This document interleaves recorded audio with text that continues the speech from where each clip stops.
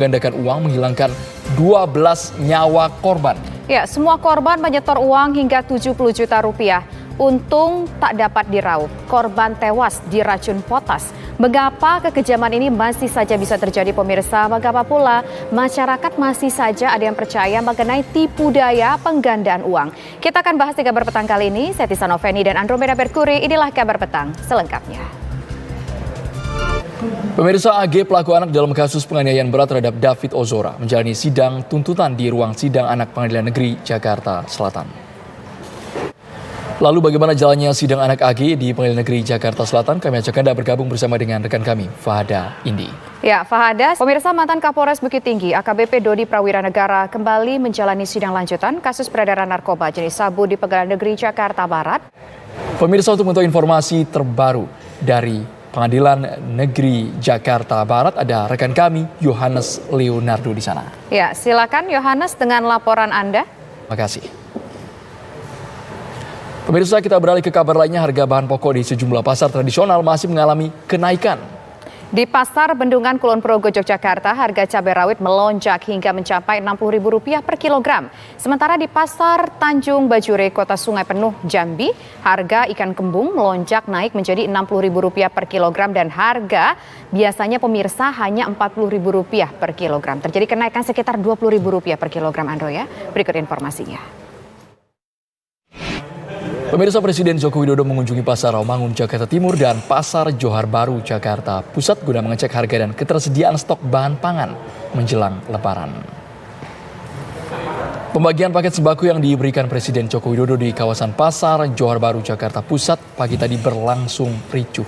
Ratusan warga rela berdesakan mengantri, bahkan berebutan hingga terjatuh demi mendapatkan paket sembako dari Presiden Jokowi. Polisi mengkonfirmasi identitas dua korban pembunuhan berantai dukun pengganda uang. Selamat Tohari. Pemirsa, Ketua Umum Partai Gerindra Prabowo Subianto menerima kunjungan Ketua Umum Partai Tanu di kediamannya di Kertanegara, Jakarta Selatan. Haritanu tiba di kediaman Prabowo pada pukul 3 sore hari ini dan tampak ditemani oleh Sekjen Perindo Ahmad Rafiq, juga bersama dengan rombongan DPP Partai Perindo. Menteri Pemuda dan Olahraga Dito Aryo Tejo meninjau pelatnas renang jelang SEA Games 2023 di Stadion Akuatik Gelora Bung Karno, Jakarta. Dalam kunjungan ini, Menpora didampingi Ketum PBRSI Anindya Bakri. Perbaikan jalan dan infrastruktur di ruas tol Cipali Subang, Jawa Barat terus dikebut menghadapi arus mudik Lebaran. Pengelola tol memastikan bahwa seluruh pekerjaan akan selesai pada H-10 Lebaran.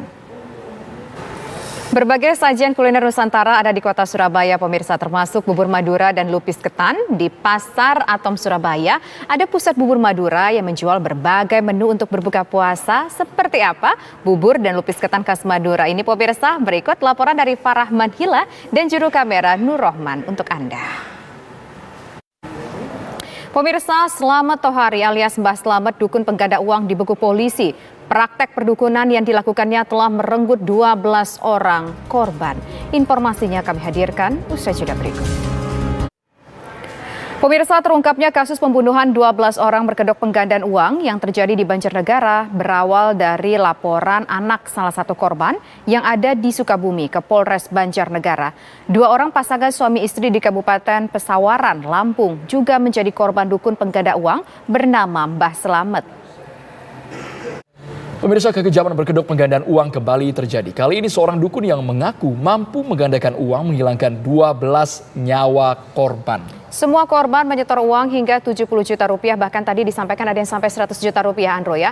Untung tak dapat diraup, pemirsa. Korban tewas diracun potas. Mengapa kekejaman ini masih saja bisa terjadi dan kenapa pula masih ada masyarakat yang percaya dengan tipuan penggandaan uang? Kita akan bahas bersini, pemirsa, bersama dengan ahli psikolog forensik, ada Mas Reza Indragiri Amril, dan juga bergabung bersama kami secara virtual ada pengamat sosial Mbak Devi Rahmawati. Selamat petang, Mas Reza. Selamat petang, Assalamualaikum. Waalaikumsalam. Orang di era serba modern saat ini, mereka masih percaya dengan semua korbannya 12 itu, tidak tahu namanya siapa. Kemudian Mbak Slamet, apakah memang ini karena terdesak situasi atau mungkin yang bersangkutan ini adalah seorang psikopat? Tapi nanti dijawab Mas Reza ya. Usai jeda berikut kami. Dengan Selamat Tohari, ia bisa menjawab dengan lancar, komunikasi yang tidak terbatas. Mbak Devi, di zaman seperti saat ini agak cukup Pemirsa, Presiden Joko Widodo angkat bicara mengenai polemik pemberhentian Direktur Penyelidikan Komisi Pemberantasan Korupsi KPK Brigjen Pol Endar Priantoro. Informasinya kami hadirkan usai jeda berikut. Korupsi KPK Brigjen Pol Endar Priantoro. Presiden mengingatkan agar mutasi tidak membuat gaduh.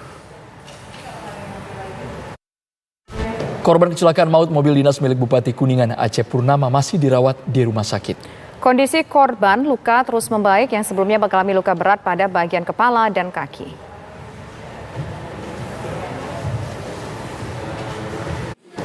Kabar petang akan kami lanjutkan. Kita simak terlebih dahulu jelang berbuka berikut ini.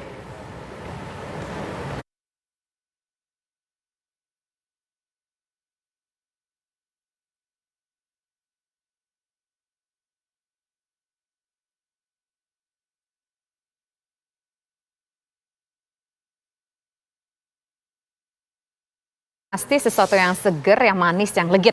Wah, kalau pasti saya diincar orang. Pasti diincar. Namanya kolak durian, pemirsa. Seperti apa nikmatnya kolak durian ini dari daerah Sumatera Utara? Sulawesi Selatan yang juga nikmat bukan hanya dipandang tapi lezat disantap. Oke, makanan kalau cuma enak dipandang nggak lezat disantap kayaknya bikin nyesel gitu kan, Dok ya. Seperti apa? Lainnya, pemirsa, remaja belia AG dituntut 4 tahun pidana dengan ditempatkan pada lembaga pembinaan khusus anak dalam kasus penganiayaan berencana terhadap. Kita ke kabar lainnya, pemirsa. Ketua Umum Partai Gerindra Prabowo Subianto menerima kunjungan Ketua Umum Partai Perindo Haritanu Sudibyo. Pertemuan tersebut DPR RI mengambil keputusan atas rancangan undang-undang tentang penetapan peraturan pemerintah pengganti Undang-Undang Perpu nomor 1 tahun 2022 tentang pemilihan umum. Kita ke kabar mancanegara. Polisi Israel menyerbu Masjid Al-Aqsa di kota Yerusalem dan menyerang jemaah Palestina.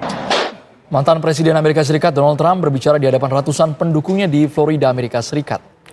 Itu dia lakukan, pemirsa, setelah masa pro dan anti-Trump berkumpul di taman yang terletak di depan gedung Pengadilan Kriminal Distrik Manhattan, New York, tempat persidangan Trump kemarin. Aksi di depan kompleks pengadilan yang berada di Center Street, Lower Manhattan ini, pemirsa, dikawal ketat oleh petugas keamanan NYPD, Secret Agent, dan juga pihak kepolisian. Berikut liputan Yandri Subekti yang berada di New York, Amerika Serikat.